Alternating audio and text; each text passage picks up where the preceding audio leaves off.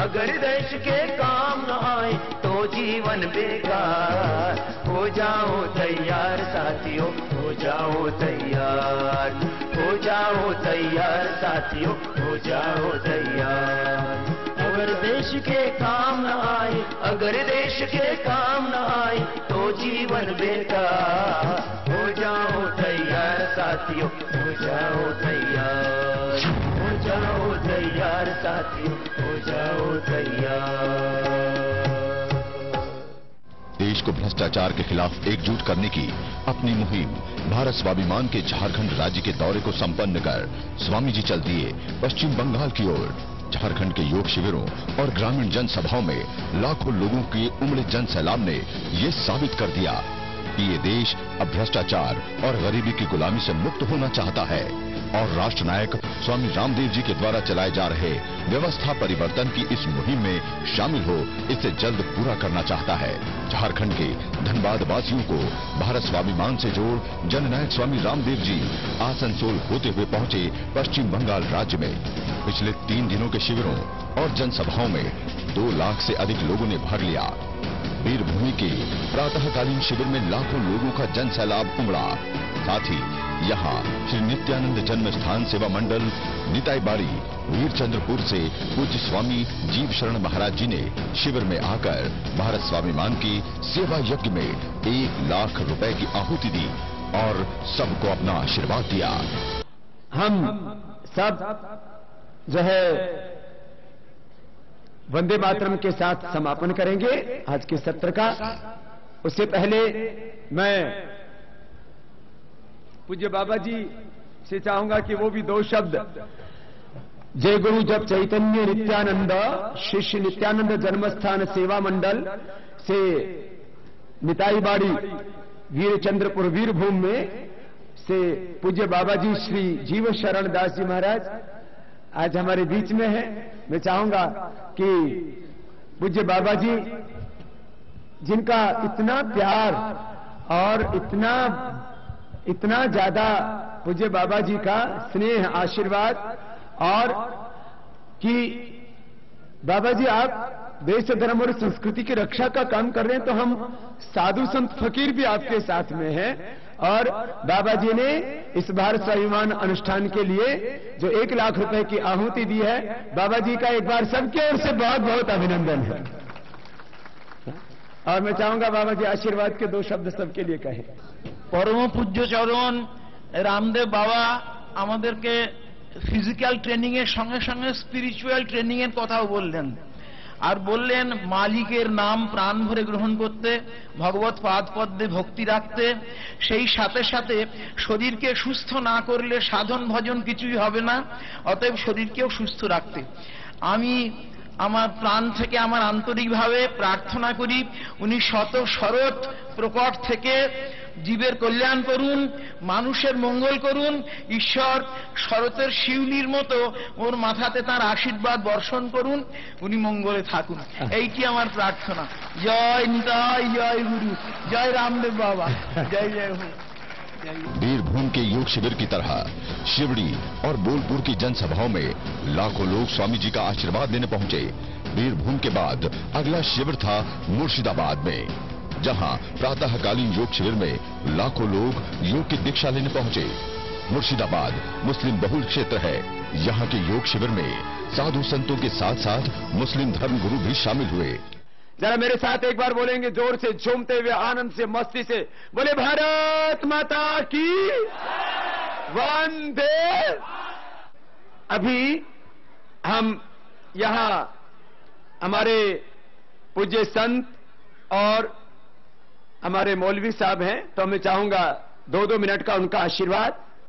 मैं स्वामी प्रदीप्तानंद जी महाराज जी से ভারতবর্ষের বহু প্রাচীন এই যোগ অভ্যাস, আমাদের দেশের মুনি ঋষিরা এই যোগ অভ্যাস করতেন।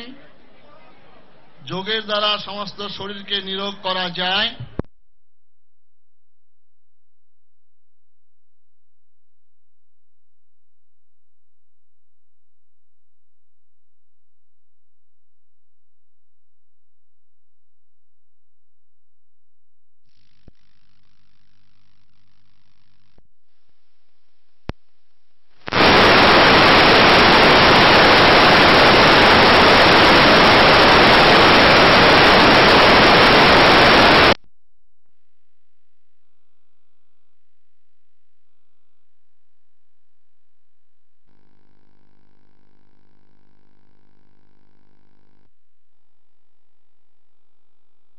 ধ্বংস করার জন্য বর্তমান রাজ্য সরকার ঘরে ঘরে মদের লাইসেন্স দেওয়ার ব্যবস্থা করছেন, যাতে আমাদের যুব সমাজ যারা আরো খালি ভয়কার ড ছাড়া আর কিছুই বুঝতে পারবে না, এমন দুর্দিন আসছে।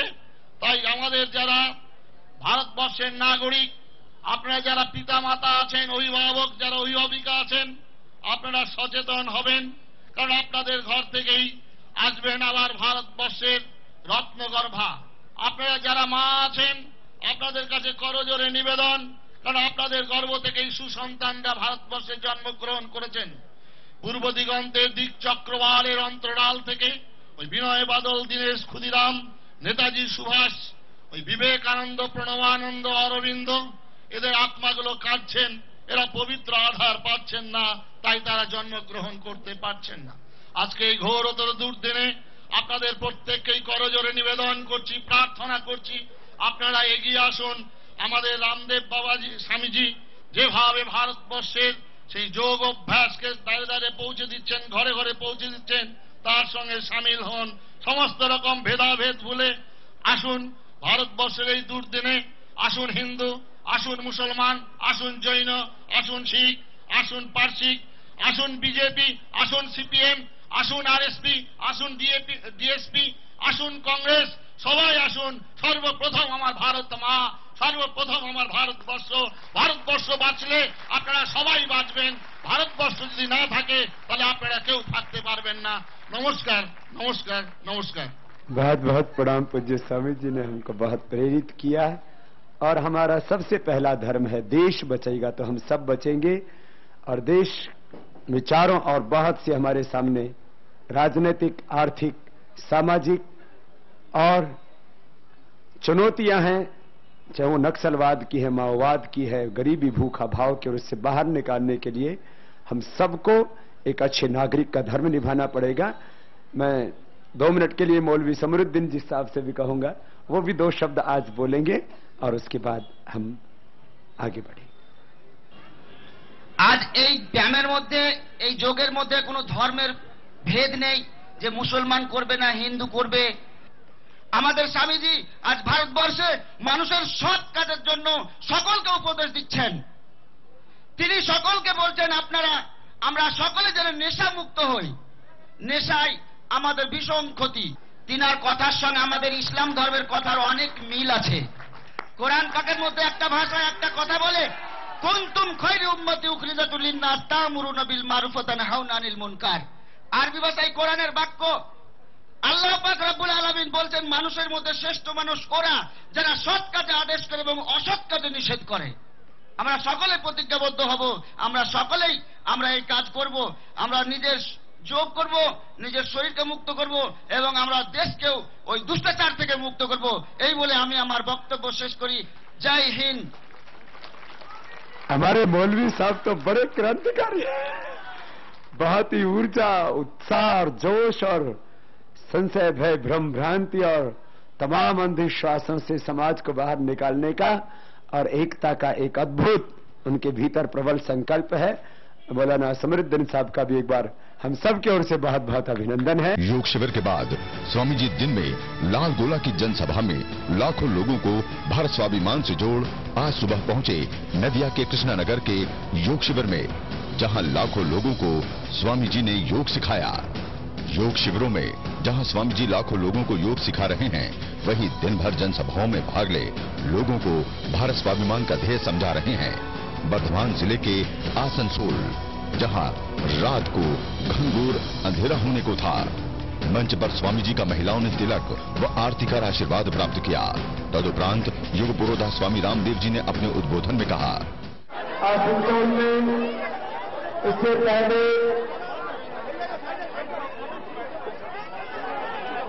50,000 लोगों का बड़ा कार्यक्रम हुआ था, उसके बाद आज दोबारा आए हैं। अब पूरा पश्चिम बंगाल की जागेगा और आप सबके भीतर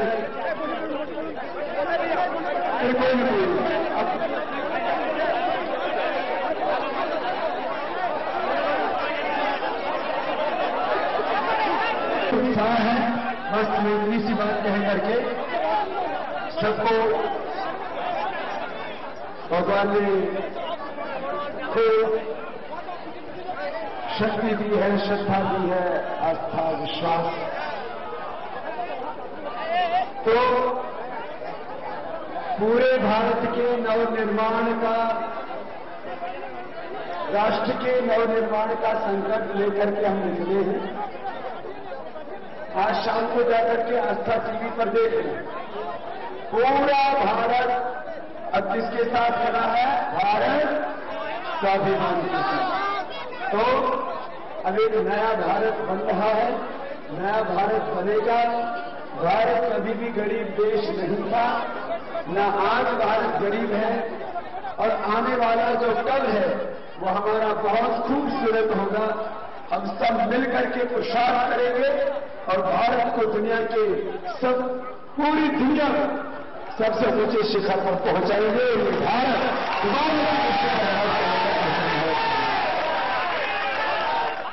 आप सबके भीतर जो उत्साह है, श्रद्धा है, आस्था है, भगवान आपको सब प्रकार से सुख समृद्धि शांति दे, सबके जीवन में सारी खुशियां दे, और हम सब मिलकर के पुरुषार्थ करेंगे, अपने जीवन को भी अच्छा बनाएंगे और एक नए भारत का निर्माण करेंगे। 2020 तक भारत दुनिया की सबसे बड़ी आध्यात्मिक, आर्थिक, सामाजिक, राजनीतिक महाशक्ति होगा और भारत के नेतृत्व में पूरी दुनिया चलेगी।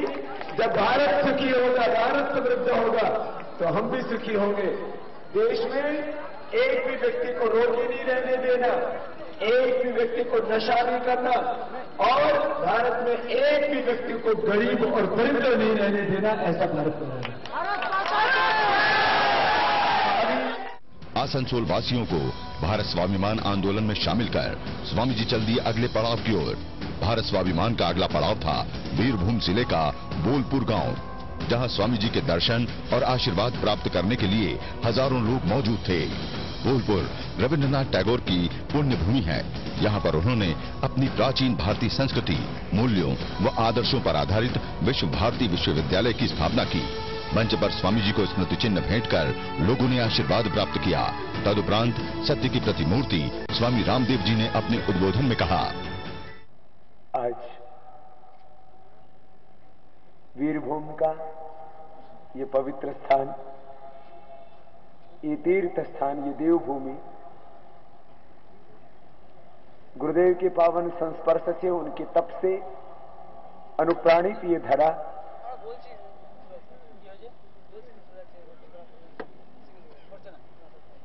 गुरुदेव रविंद्रनाथ टैगोर जी का यश पूरे विश्व पटल पर है, और उससे यह बोलपुर करोड़ों लोगों की जुबान पर है। आज